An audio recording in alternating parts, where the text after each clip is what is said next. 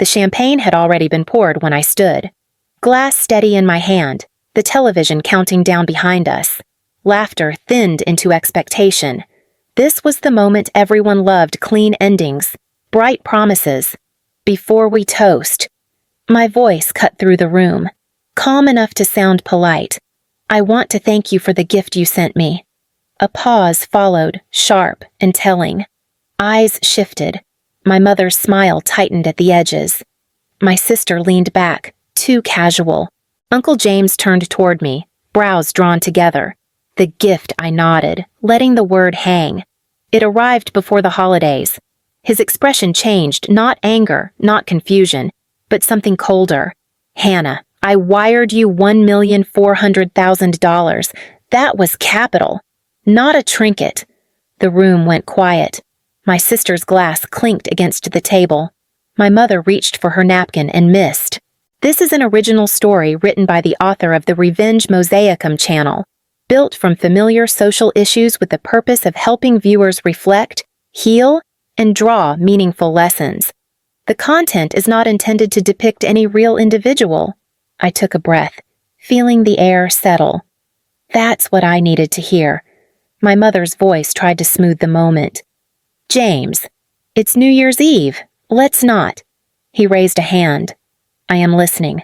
Across the table, my sister's eyes searched my face, measuring distance. Her fiancé shifted, suddenly attentive. I didn't come to ruin a celebration. I continued, eyes moving from one familiar face to the next. I came to end a lie. The countdown ticked closer. If you're here with me now, stay. Listen through midnight. Some truths only surface when there's nowhere left to hide. The delivery arrived 3 days after my mother's call. A man in a faded jacket read my name from his clipboard, then rolled a box toward my apartment door like it was something I should already understand. Inside was an old exercise bike, rust along the frame, a loose pedal, the kind of thing people leave on the curb and hope someone else feels generous enough to haul away. My phone buzzed before I could step back. Did it get there? My mother's voice floated through, bright, practiced. Your uncle was worried about your health. You work too much. I stared at the peeling rubber handle. Uncle James sent this. A soft laugh answered. He didn't want to make a fuss. Just use it. Be grateful. Grateful for something he would never choose, never touch, never put his name on. I'll thank him. I replied, keeping my tone light. Good, she added quickly. No need to bother him with questions. He's busy. After the call ended, I crouched beside the bike. The lie wasn't in the object itself. It was in how carefully it had been delivered. Quietly, indirectly. Like it was meant to replace something far heavier without leaving a mark. The call came the night before my flight window closed. Chloe's name lit up my screen, bright and insistent. You don't need to come home for New Year's. Her voice rushed in before I could speak. You've been working nonstop. Mom agrees you should rest. That's new. My reply came carefully. Since when do you worry about my schedule? A laugh followed, thin and fast. Since I learned how expensive plane tickets are, use the money for yourself. In the background, my mother's voice drifted in, close enough to be coached. Tell her we'll celebrate for her. It's better this way. Better for whom stayed unspoken. I can adjust my plans. I offered. I can call Uncle James directly. No. Chloe cut in. Too sharp. He's overseas. Bad timing. We'll handle everything here. Handle. The word landed wrong. Silence stretched. Then Chloe softened her tone. We just want you relaxed. You deserve that. After the line went dead, I stared at the phone. The concern had arrived all at once, rehearsed and unanimous. Chloe never spoke for our mother. My mother never hid behind Chloe. I opened my banking app instead of calling back. Not to accuse, not to confront, just to confirm whether the unease settling in my chest had a shape yet.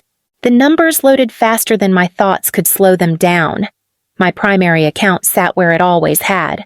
Calm on the surface. Then a transfer line appeared beneath it, dated 2 weeks earlier, large enough to pull my attention out of my body. I called the bank's support line and waded through the menu. "This is Hannah Miller." My voice stayed even. "I need a detailed activity report for my accounts." The representative confirmed my identity and paused. "There was an authorized transfer initiated recently. Everything cleared within protocol." Authorized by whom a brief silence followed. Then a name I hadn't heard in years. The joint account holder. I closed my eyes. That account had been opened when I was 20. Back when trust felt permanent and paperwork felt optional. I thought it was closed. My words landed flat. "It remains active," the voice replied. There was also a temporary financial authorization on file. 30 days. Submitted with valid documentation. Valid? The word echoed. I thanked the representative and ended the call. The proof was there, but proof alone wasn't truth. Not yet. I needed context. I needed pattern. I opened Chloe's social media feed next. A new car, a caption about hard work, a townhouse walkthrough, bright and proud, comments celebrating her success. My mother's name appeared in the likes, consistent and loyal. I didn't add the numbers together. I didn't have to. The distance between what I earned and what she displayed had finally collapsed into something measurable. I spent the next 2 nights pulling records instead of sleeping, not hacking, not guessing, just requesting what was already mine. Statements, timestamps, authorization logs. Each document arrived clean, official, undeniable. The pattern formed quietly. One large transfer from Uncle James, then another movement, smaller but precise, broken into pieces that matched Chloe's life perfectly. A luxury vehicle paid in full, a townhouse deposit, wedding vendors booked within days of each other. My phone rang while the files sat open. My mother's name filled the screen. "You sound tired." Her concern slid in gently. "You work too hard." I checked my accounts. My reply stayed measured. "There's activity I don't recognize." A pause followed. Not long enough to be panic. Just long enough to calculate. Banks make mistakes all the time. Don't stress yourself over numbers. Numbers. That word stripped the air from the room. "I'm flying in for New Year's," I added. Her tone sharpened, then softened again. "Is that necessary? Chloe has so much planned. It's hectic. I'll manage." After the call ended, I sat still. The truth rested in front of me, complete and brutal. I could call Uncle James now, end it quietly. Let explanations be crafted behind closed doors. Preserve the shape of a family that had already hollowed out. Or I could wait. Waiting meant choosing a moment that couldn't be rewritten. A room full of witnesses. A lie spoken out loud with no place to hide afterward. I closed the files and packed them anyway. Not because I was certain I would use them, because once you see the full cost of silence, you don't pretend you can unsee it. I landed in New York with the evidence already organized, labeled, backed up twice. The weight of it stayed in my bag, solid and patient. On the drive to Westchester, my mother called again. Traffic's terrible. Her voice carried forced cheer. "If you're tired, we can do this another time. I'm almost there." A breath slipped through the line. Controlled but strained. "Let's keep tonight light. No work talk, no heavy subjects." Light meant obedient. I let the silence answer for me. When I arrived, Chloe met me at the door, arms wide, smile perfectly rehearsed. "You made it. I thought Seattle would keep you." "It tried." She laughed, then leaned closer. "Tonight is about celebrating. Promise me you won't start anything." Start what? The question landed softly. Her eyes flicked away. "You know, drama." Inside, Uncle James stood near the window, phone in hand, already halfway between conversations. He greeted me with a brief embrace, steady and familiar. "Good to see you home. Good to be here." That was why I waited. Not for revenge, for alignment. If I spoke too early, they would deny. If I spoke in private, they would reshape the truth. Tonight, everyone believed the story was finished, the money spent, the future secured. Waiting meant letting them choose their final version out loud. I found my seat and placed my bag at my feet. The files stayed hidden, untouched. The decision wasn't about exposure anymore. It was about whether I would protect a lie that required my silence to survive. Uncle James lifted his glass first. The room followed, chairs scraping softly as everyone stood. Chloe leaned into her fiancé, glowing, certain the night belonged to her. My mother watched me instead, eyes sharp beneath her smile. To a new year. Uncle James began, voice even, practiced, to progress, to. Before we toast, I stepped forward, glass still resting on the table. There's something I need to say. The interruption landed heavier than sound. My mother's fingers tightened around the stem of her glass. Chloe's smile faltered, just enough to notice. This won't take long, I continued, meeting Uncle James's gaze. I wanted to thank you properly, for the gift you sent me. He nodded once. I hoped it would help you move forward. It did, I answered. Just not in the way you intended. Chloe laughed too quickly. Hannah, this really isn't the time. Then, when the words came out calm, measured. After the money was gone, after everyone agreed on the story, my mother stepped in, voice warm but edged. You're misreading things. Tonight is about family. That's why I waited. I replied, eyes still on Uncle James. Family listens when the truth is spoken out loud. His expression sharpened. What truth? I reached down and placed my bag on the table, unzipping it slowly.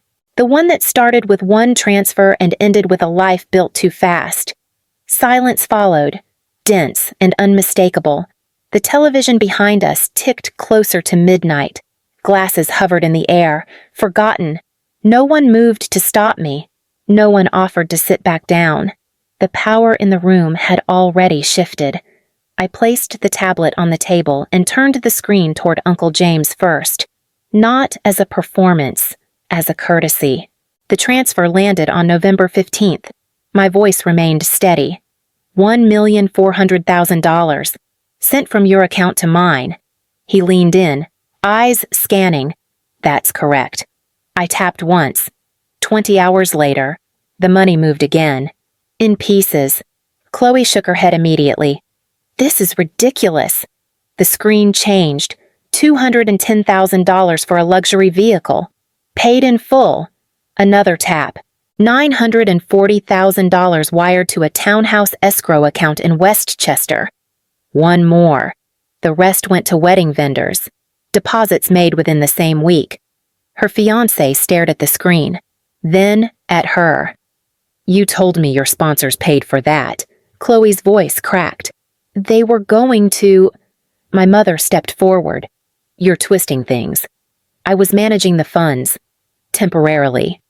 I swiped to the authorization file. A 30-day financial authorization submitted without my knowledge. My name, my account, your handwriting. That document was valid. She pushed back. You trusted me. I trusted you not to use me. Uncle James straightened, jaw set. You forged her consent. My mother's composure finally slipped. She didn't need all that money. She's strong. She can earn it back. Chloe needed a start. Chloe's fiancé took a step away from her. You let me plan a future on stolen money. I was protecting us, Chloe pleaded, tears spilling. Everyone expects perfection. Perfection built on theft collapses, Uncle James replied, already pulling out his phone. I'm calling my attorney. The countdown on the television reached 10. No one noticed. I didn't want this. My mother turned to me, anger and fear tangled together. You could have stopped this quietly. I could have. My answer came softly. But quiet is how it survived. The numbers hit 0. Fireworks exploded outside. Flashes of light bleeding through the windows. Inside. The room felt smaller, tighter. Chloe sank into her chair. Her fiancé removed his ring and placed it on the table between them. "This ends tonight." Uncle James lowered his phone and met my eyes. "Thank you for telling the truth." I nodded once. Not in victory. In release. As the new year began, the lie finally lost its shelter. The house emptied in stages after that night. Voices fell away. Doors closed. Consequences took their time arriving. But they arrived all the same. My mother stopped calling. Chloe disappeared from every place she once performed herself. Silence replaced noise, and for the first time, it felt honest. Weeks later, Uncle James invited me to lunch. No files, no lawyers, just two people sitting with the truth between them. I can resend the money. His offer came carefully. All of it. I shook my head. I don't want to build a future that began with this much damage. He studied me, then nodded. "What do you want enough to stand on my own?" I answered. "The rest should go where it can't be taken and turned into something ugly." He agreed without argument. Respect settled where guilt once lived. Back in Seattle, life resumed its quieter rhythm. Work, movement, distance that no longer felt like exile. I kept the bike, fixed it myself, not as a reminder of the lie, but as proof that I could choose what stayed. If you've listened this far, carry that with you. Love doesn't require silence. Family doesn't grant permission to cross your boundaries. Truth doesn't need to shout to be powerful. And if this story touched something familiar, stay with it. Share it with someone who needs to hear it. Sometimes, the bravest thing we do is stop paying the price for other people's lies and walk forward anyway.